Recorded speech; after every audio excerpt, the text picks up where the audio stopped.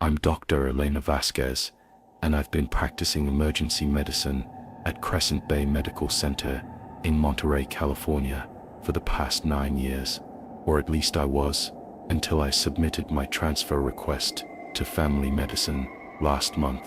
But what I'm about to tell you about is the one case from my paramedic days that made me question everything I thought I knew about life, death, and the mysteries of human existence, and ultimately changed the entire trajectory of my medical career forever. You can call me Dr. Vasquez if you want, though most people in the emergency department just called me Doc Vive. During my years there, before medical school, I spent 7 years as a paramedic with Monterey County Fire Department, responding to everything you can imagine in emergency medicine: cardiac arrests, drug overdoses, traumatic accidents, cliff rescues along the Pacific Coast Highway, and every kind of crisis that can happen to the human body. I've seen miracles and tragedies, witnessed the exact moment when life leaves someone's eyes, and felt the incredible rush when we've managed to pull someone back from death's door. But what I'm about to share with you is the one call that haunts me to this day, the case that made me realize there are forces in this world that medical science simply cannot explain. Monterey County Fire Department serves a diverse area of over 435,000 people, covering everything from the bustling tourist areas of Carmel and Monterey to the agricultural communities of Salinas Valley and the rugged coastal mountains where cell phone service disappears and the nearest hospital can be an hour away by ambulance. Station 7, where I was based for most of my paramedic career, handled some of the most challenging and remote calls in the region: high-speed accidents on Highway 1, agricultural accidents involving heavy machinery, ocean rescues, and medical emergencies in areas where geography and weather could turn a routine call into a life-or-death race against time. During my 7 years as a paramedic, I responded to over 4,200 emergency calls. I've performed CPR on a grandmother while her family prayed around me. I've delivered babies in the back of ambulances during traffic jams. I've held the hand of a teenager as he took his last breath after a motorcycle accident. I've seen people make impossible recoveries and others slip away despite our best efforts. I've witnessed the entire spectrum of human suffering and resilience, but nothing, absolutely nothing, prepared me for what I would encounter on the foggy morning of November 8, 2019. The case I'm about to tell you about began in the small coastal community of Moss Landing, about 20 miles north of Monterey, in an area where artichoke fields meet the Pacific Ocean, and fog can roll in so thick that you can't see 10 feet in front of your ambulance. It's the kind of place where everyone knows everyone else's business, where fishing boats bob in the harbor before dawn, and where the sound of foghorns echoes across the water throughout the night. Isabella Moreno was a 38-year-old marine biologist who had moved to Moss Landing 2 years earlier to take a research position with the Monterey Bay Aquarium Research Institute. She lived alone in a small cottage just half a mile from the harbor, close enough to hear the sea lions barking on the docks and smell the salt air even with her windows closed. Isabella was passionate about her work studying deep-sea ecosystems, often spending weeks at sea on research vessels, collecting data from some of the deepest parts of Monterey Canyon. Those who knew Isabella described her as brilliant, dedicated, and somewhat of a loner, not unfriendly, but intensely focused on her research and comfortable with solitude. She had no close family in California.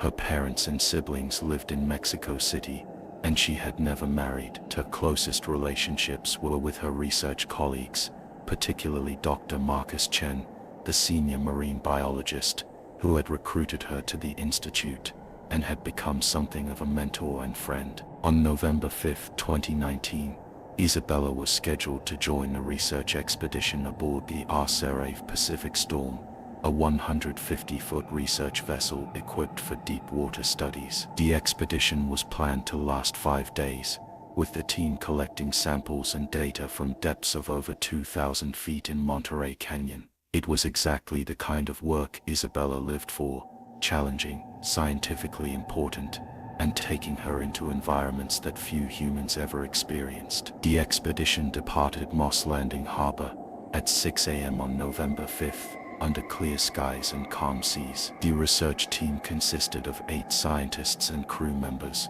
including Isabella, Dr. Chen, and the vessel's captain, Frank Delacourt, a veteran of the Monterey Bay waters with over 25 years of experience navigating the challenging conditions of the Central California coast. For the first 2 days of the expedition, everything proceeded according to plan. The team conducted multiple deep water dives using their remotely operated vehicle, collected numerous samples of deep-sea organisms, and gathered valuable data on water temperature and current patterns. Isabella was in her element, working 16-hour days, and clearly thrilled to be doing the research she was most passionate about. On the evening of November 7th, as the Pacific storm was positioned approximately 12 miles offshore, a sudden weather system moved in from the northwest, bringing with it 40-knot winds and 12-foot seas. Captain Delacourt made the decision to head back toward shore earlier than planned,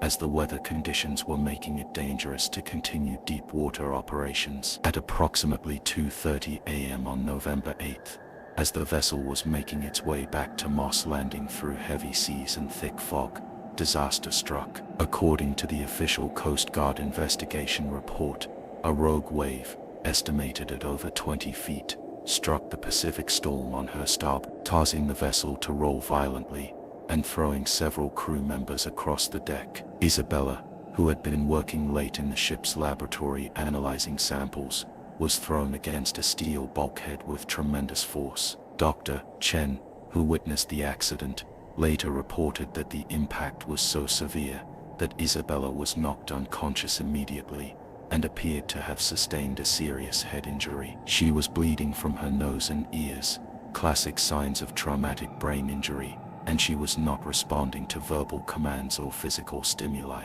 Captain Delacourt immediately radioed a mayday call to the Coast Guard, requesting emergency medical evacuation. However, the weather conditions were too severe for helicopter rescue, and the nearest Coast Guard vessel was over 2 hours away. Dr. Chen, who had basic first aid training, did what he could to stabilize Isabella, but it was clear that she needed immediate advanced medical care. The Pacific Storm battled heavy seas for the next 3 hours, as Captain Delacourt pushed the vessel to its limits to reach shore. During this time, Isabella remained unconscious, her breathing becoming increasingly shallow and irregular. Dr. Chen monitored her vital signs as best he could with the limited medical equipment on board, but her condition appeared to be deteriorating rapidly. At 5:45 a.m., the Pacific Storm finally reached the relative calm of Moss Landing Harbor. An ambulance crew from Station 12 was already waiting at the dock,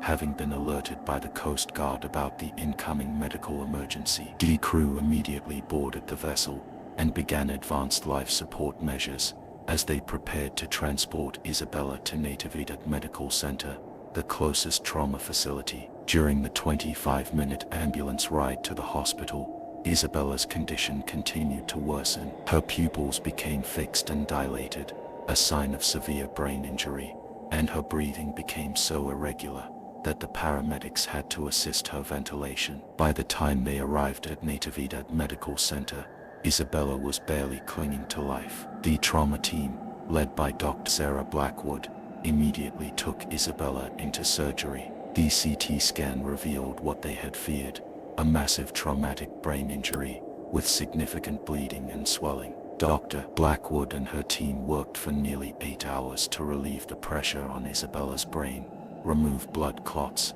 and repair damaged blood vessels. The surgery was technically successful in that they managed to stabilize her immediate life-threatening injuries, but the extent of the brain damage was severe. When Isabella emerged from surgery, she was in a deep coma. Dr. Blackwood explained to Dr. Chen, who had remained at the hospital as Isabella's emergency contact, that while she had survived the surgery, her prognosis was extremely poor. The traumatic brain injury was extensive, affecting multiple regions of her brain, and the likelihood of meaningful recovery was very low. For the next 3 days, Isabella remained in the intensive care unit at Natividad Medical Center, connected to a ventilator and multiple monitoring devices. Her brain activity, as measured by EEG, showed minimal function. She showed no response to voice commands, no reaction to painful stimuli, and no signs of conscious awareness. The medical team classified her condition as a severe traumatic brain injury,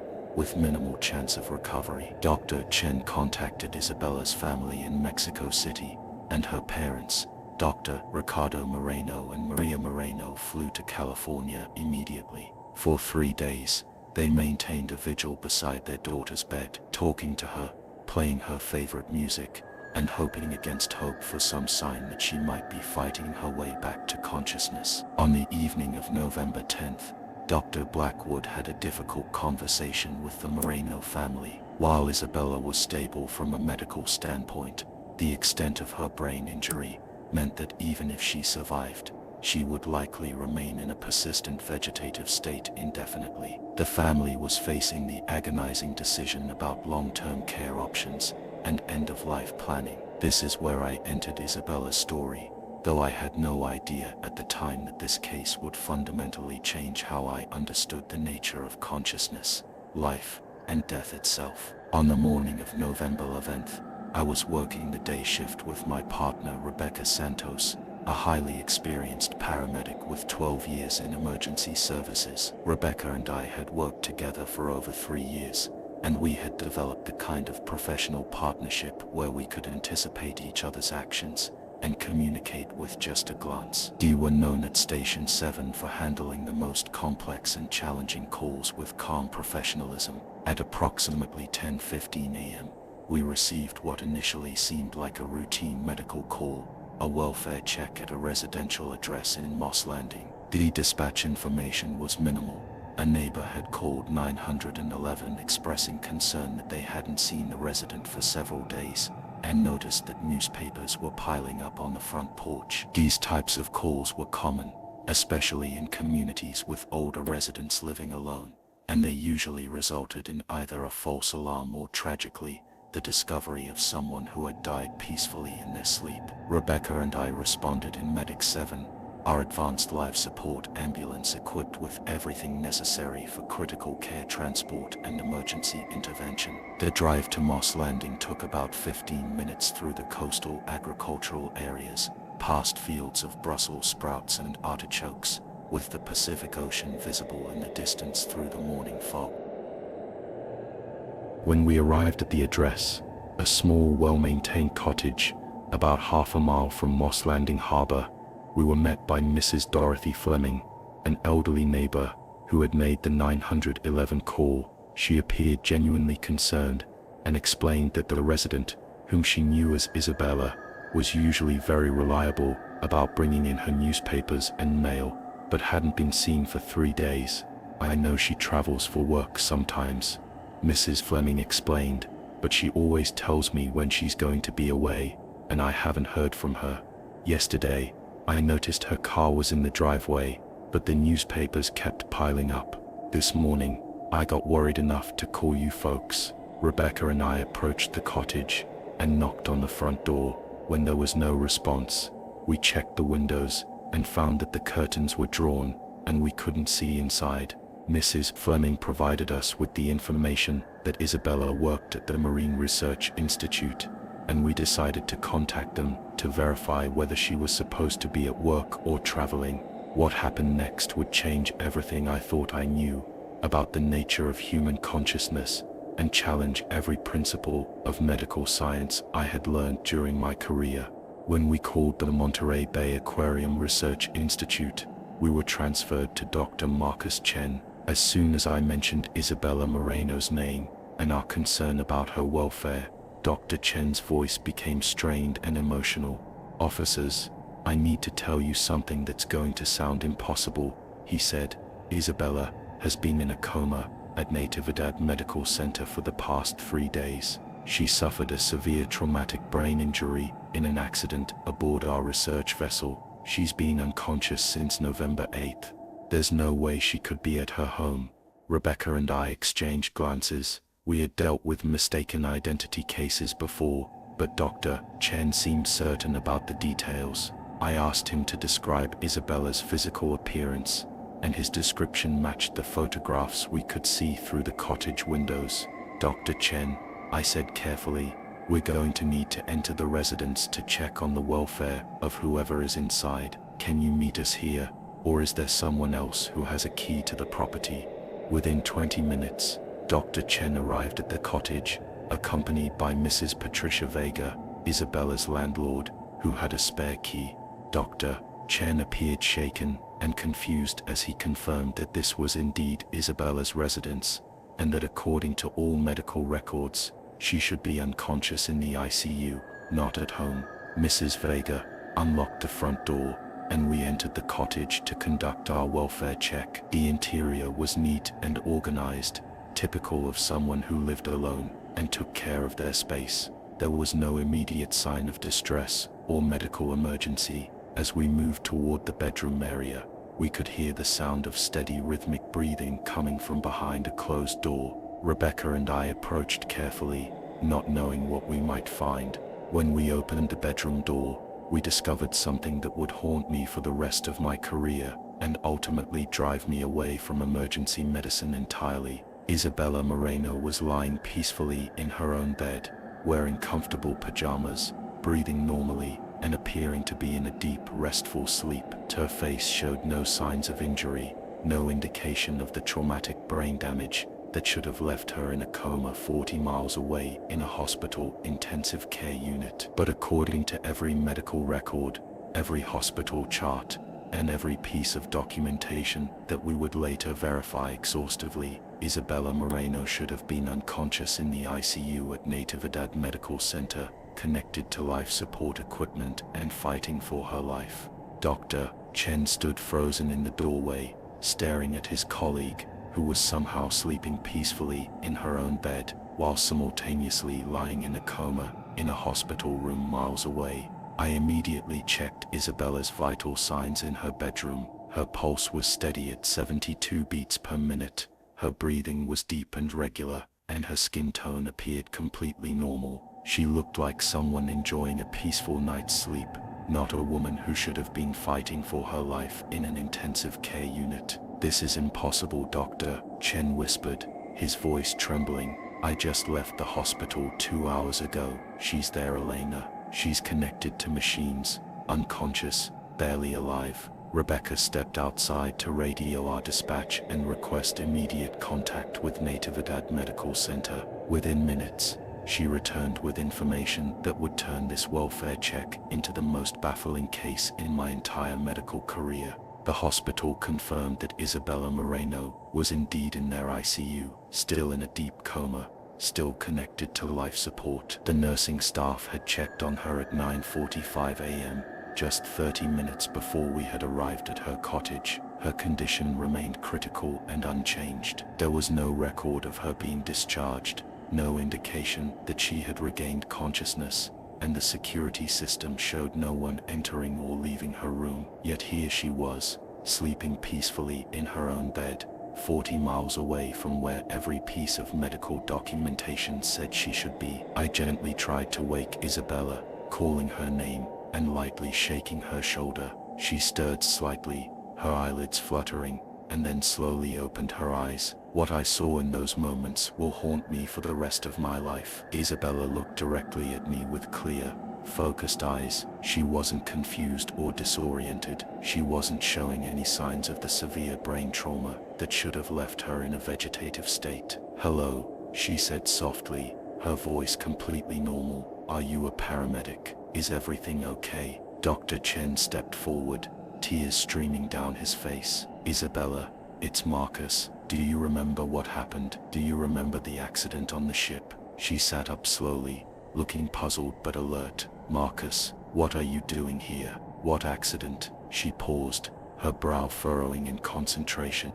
"I remember being on the Pacific Storm, working in the lab. There was rough weather, and then," she touched her head gingerly, "I remember feeling dizzy, like I was falling. Everything went dark after that." "Isabella," I said carefully, "what's the last thing you remember clearly?" "We were coming back to port because of the storm. I was in the lab, securing the samples. The ship was rocking pretty badly. She looked around her bedroom, seeming confused for the first time. How did I get home? Did someone drive me? Dr. Chen and I exchanged glances. According to Isabella, her last memory was from the moment of her accident 3 days ago. She had no recollection of the traumatic head injury, the emergency surgery, or the 3 days she had spent in a coma. Over the next hour, I conducted what would become the most extraordinary medical examination of my career. Isabella's neurological function appeared to be completely intact. Her reflexes were normal, her pupils reactive, her speech clear and coherent. She could perform mental calculations, recall detailed information from her past, and engage in complex conversations about her research work. When I tested her memory, she could recite the entire research protocol for the expedition, remember specific details about the deep-sea samples they had collected, and accurately describe the other team members' roles and responsibilities. Her personality seemed unchanged from what Dr. Chen described: intelligent, focused, and passionate about her work. But there were subtle things that troubled me. When Isabella tried to stand, she seemed unsteady, as if her sense of balance was slightly off. She complained of a persistent headache, and said she felt disconnected, like she was experiencing everything through a fog. I feel like I'm dreaming, she told me. Everything seems real, but somehow distant, like I'm watching it happen to someone else. I immediately called for additional paramedic units, and contacted Natividad Medical Center directly. Dr. Sarah Blackwood, the neurosurgeon who had operated on Isabella, was brought to the phone. Dr. Vasquez, I need you to understand something, Dr. Blackwood said, her voice tight with disbelief. I'm looking at Isabella Moreno right now. She's in bed 4 of our ICU, connected to a ventilator, showing no signs of consciousness. Her brain activity is minimal. What you're describing is medically impossible. Doctor, I'm looking at a woman who identifies herself as Isabella Moreno, who knows details about the research expedition that only she would know, and who is speaking clearly and coherently. Either we have an incredible case of mistaken identity, or something is happening here that defies medical explanation. Dr. Blackwood requested that we transport the woman we found to the hospital immediately for comparison and identification. The implications were staggering. If this was truly Isabella, then what was lying in the hospital bed? As we prepared Isabella for transport, she became increasingly agitated. I don't understand why everyone is acting so strange, she said. Marcus, you look like you've seen a ghost. What aren't you telling me? During the 40-minute ambulance ride to Natividad Medical Center, Isabella's condition began to change in ways that chilled me to the bone. She started complaining that the world was becoming fuzzy, and that she was having trouble focusing on our conversation. I feel like I'm fading, she told me, gripping my hand with surprising strength, like I'm being pulled away from here. What's happening to me? Her vital signs remained stable, but there was something in her eyes, a growing distance, as if she was seeing something the rest of us couldn't perceive. When we arrived at the hospital, Dr. Blackwood was waiting with a team of neurologists and psychiatrists. The plan was to bring Isabella to the ICU to see the patient who was supposed to be her. But as we wheeled her through the hospital corridors, she became increasingly weak and disoriented. I can feel her, Isabella whispered, her voice barely audible. She's close, she's calling me back. By the time we reached the ICU, Isabella could barely keep her eyes open. Dr. Blackwood led us to bed 4, where a woman who appeared identical to our patient lay unconscious, connected to multiple machines, her chest rising and falling with the rhythm of the ventilator. That's not me, Isabella said weakly, staring at the unconscious figure. But it is me. I don't understand. As we stood there, witnessing something that should have been impossible, Isabella's hand in mine began to feel cold, her breathing became shallow, and her eyes started to lose focus. I have to go back, she whispered. I can't stay here anymore. Tell my parents I heard them talking to me. Tell them I knew they were there. At 3:47 p.m. on November 11th, 2019, The woman we had found in Isabella's cottage closed her eyes and stopped breathing. There was no medical reason for her death. Her vital signs had been unstable, her neurological function intact. She simply faded away, as if whatever force had allowed her consciousness to exist in two places simultaneously had finally recalled her. At exactly the same moment, the monitors connected to the Isabella in the ICU began showing increased brain activity for the first time since her accident. For nearly 6 hours, her EEG displayed patterns consistent with conscious thought and awareness. During those 6 hours, the unconscious Isabella in the hospital bed showed responses that her family and medical team had never seen before. Her eyes would track movement, she would squeeze hands when asked, and she seemed to react to familiar voices. Chen spent those hours talking to her about their research, sharing memories of their expeditions, and telling her about the incredible discovery they had made about her consciousness. For the first time since her accident, there seemed to be someone truly present behind her eyes. But at 9:47 p.m., exactly 6 hours after the other Isabella had faded away in my arms, the brain activity monitors flatlined. Isabella Moreno died peacefully, surrounded by her family and colleagues, finally allowing her consciousness to move on from this world. The medical examiner's report listed the cause of death as complications from traumatic brain injury. There was no mention of the impossible events that had occurred that day, no acknowledgement that for a brief time, one woman's consciousness had somehow existed in two places simultaneously. The case attracted significant attention from neurologists and consciousness researchers around the world. Medical journals published papers analyzing the event, with theories ranging from elaborate hoaxes to quantum consciousness phenomena. But for all the attention and speculation, no one could adequately explain what had happened to Isabella Moreno. For me, the case fundamentally changed how I understood the nature of consciousness and death. It forced me to consider that the human mind might be capable of experiences that transcend the physical limitations of the brain, and that our understanding of life and death might be far more limited than we realize. 6 months after Isabella's death, I submitted my transfer from emergency medicine to family practice. I couldn't continue working in a field where I was supposed to provide definitive answers about life and death, when I had witnessed something that challenged every assumption I had ever made about human consciousness. I moved to a smaller community and opened a practice focused on routine medical care, deliberately avoiding any cases involving neurological issues or questions of consciousness. But I never stopped thinking about Isabella Moreno, and the impossible day when I held the hand of a woman who existed in two places at once. The cottage in Moss Landing sits empty now, but sometimes when I drive past it on my way to visit friends in the area, I think about the mystery of human consciousness and wonder how many other unexplained phenomena occur every day that we simply dismiss because they don't fit our understanding of reality. Isabella's case taught me that medicine, for all its advances and sophistication, still contains profound mysteries that humble us and remind us that there are aspects of human existence that may forever remain beyond our comprehension. And sometimes, in the quiet moments of my practice, when I'm treating patients with routine ailments, I remember the feeling of that cold hand slipping away from mine and wonder if consciousness truly ends when the brain stops functioning, or if it simply moves to a place where our instruments and understanding cannot follow. The case of Isabella Moreno will always remain the most unexplained and haunting experience of my medical career, a reminder that the boundaries between life and death, between consciousness and oblivion, may be far more mysterious and permeable than we ever imagined. 3 years have passed since Isabella Moreno's death, but the case continues to haunt me in ways I never expected.